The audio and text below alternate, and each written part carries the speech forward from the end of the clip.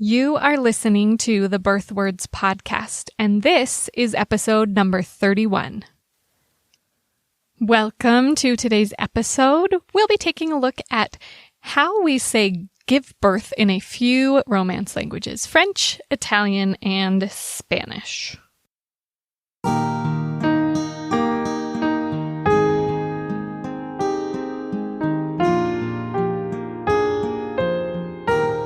You're listening to the Birth Words podcast. Utah-based birth doula and applied linguistics scholar Sarah Pixton digs into the language of pregnancy and birth to help expectant women claim their power as life-giving agents engaged in a praiseworthy work. This podcast aims to promote positive birth paradigms and is not intended as medical advice.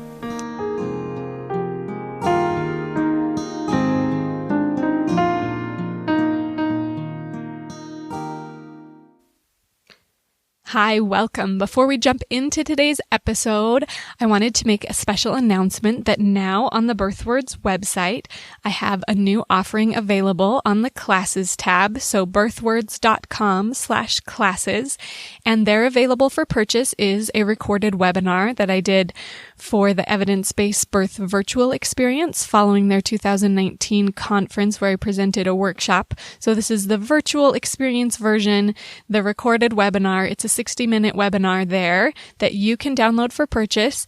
This one is focused at birth professionals. So birth professionals, use the coupon code podcast for 15% off. Head over to birthwords.com/classes.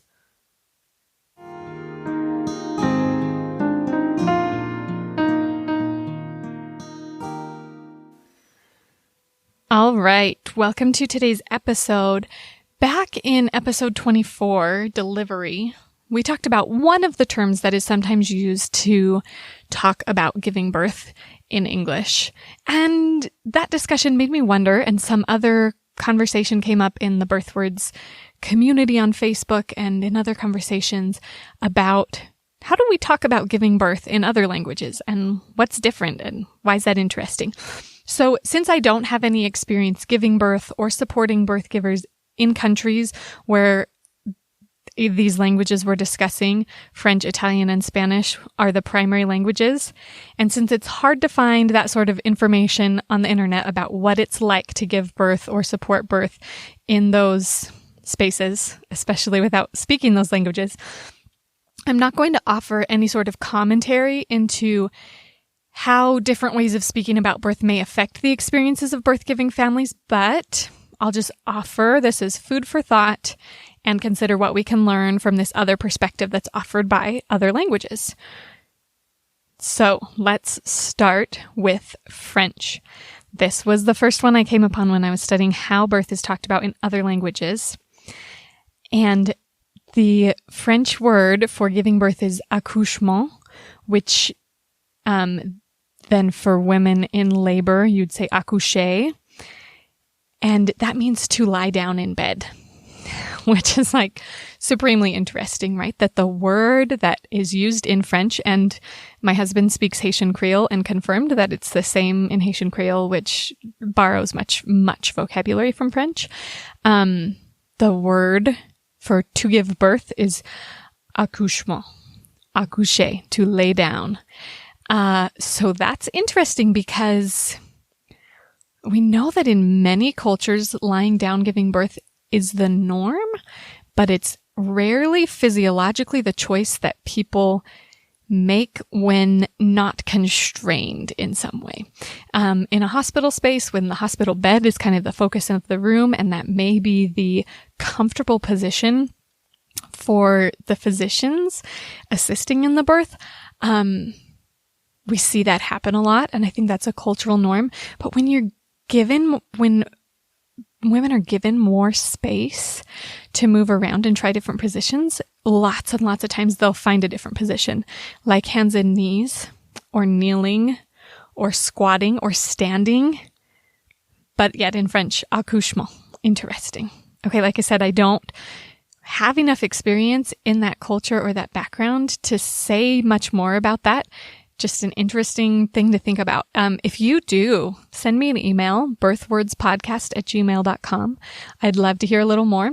I did find this interesting Québécois expression. So in Quebec, in Canada, the French-speaking expression that it comes from childbirth, but it's used outside of that realm, is accoucher comme baptiste, which means give birth so we can baptize the child. But it's used just like if somebody is stuttering along or pausing a lot and you just want them to just spit it out, right? Is maybe what we would say in English. Spit it out, spit it out. The French phrase is accoucher comme baptiste. And interesting. So apparently this phrase accoucher is rather incorporated into the French vocabulary. Moving right along to Spanish.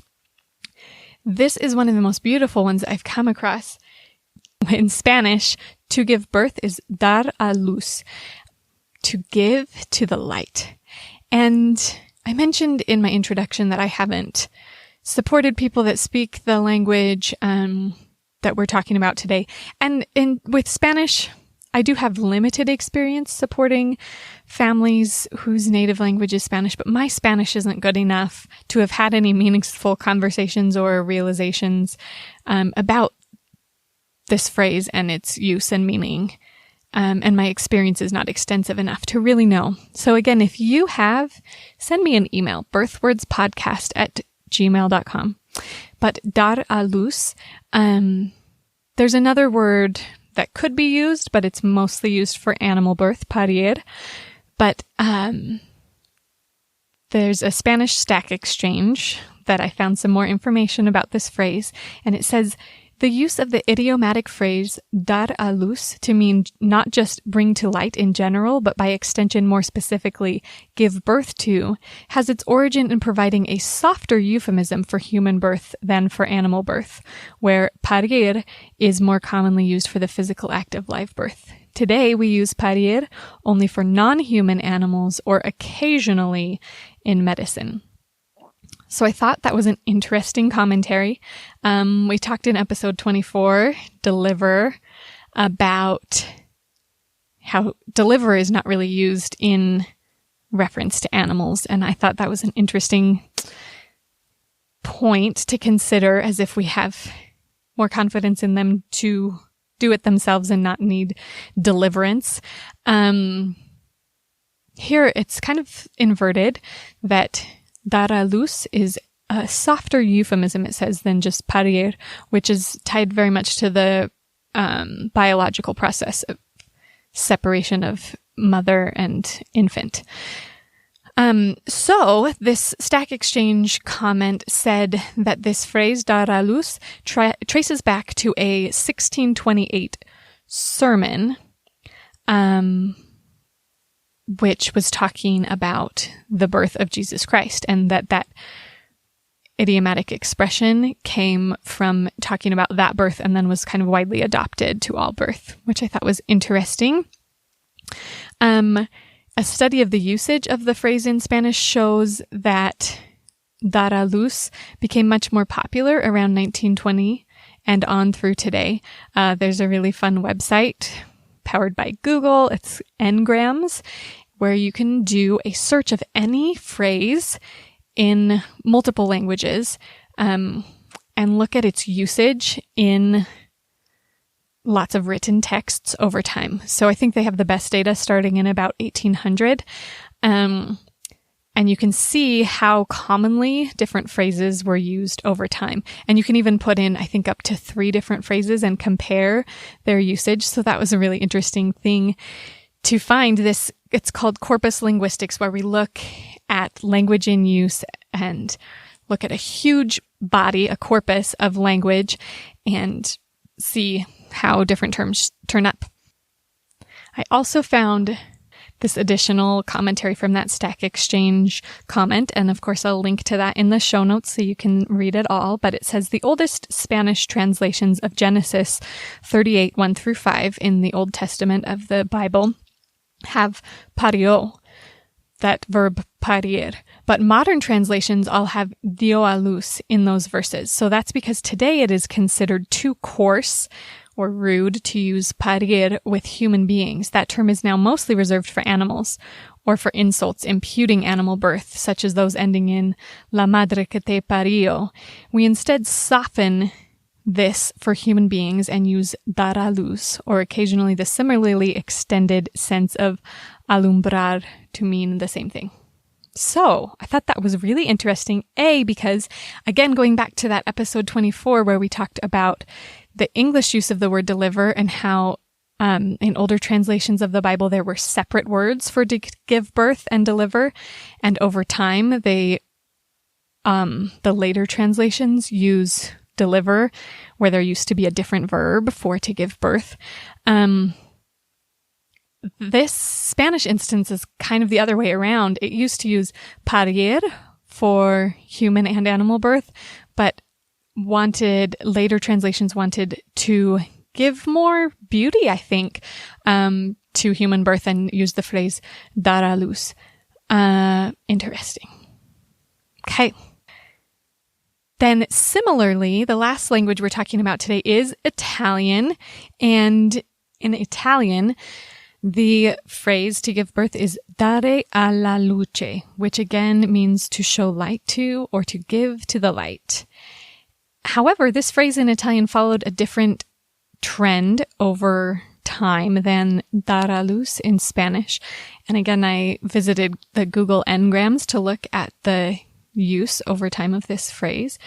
And it looks like the usage of dare alla luce did not follow the same trend where it picked up in modern times and has risen in popularity. In fact, its usage has dropped since around the mid-1700s over time. This phrase in Italian, interestingly, was actually significantly more popular in the 1800s than it is now. Although, interestingly, a Google search of the term dare alla luce did reveal that there seem to be some birth workers who have adopted the term and really love just the beauty and wonder of showing light to or giving to the light and what that means with regard to birth. And they've named their businesses after it. They've done blog posts about it. So still an influential phrase, though not as widely used as in Spanish. So I hope that this episode has been interesting, insightful, and has opened your mind to other ways that other languages speak about giving birth.